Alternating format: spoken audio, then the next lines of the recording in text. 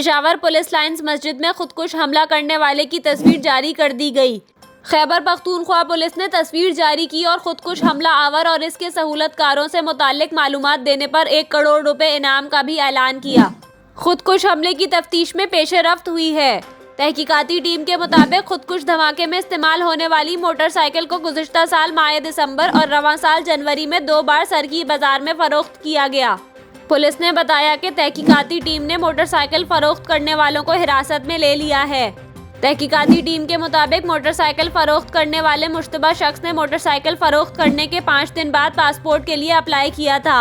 Motorcycle फरोख्त करने वाला शख्स पेशे से मजदूर है और इसने पुलिस लाइन्स मस्जिद में मजदूरी भी की है। दूसरी जानिब पुलिस लाइन्स मस्जिद में अब कोई अहलकार असलहा, बुलेट प्रूफ जैकेट या हेलमेट के साथ दाखिल नहीं हो सकेगा। नमाजी तलाशी के बाद मस्जिद में दाखिल हो सकेंगे।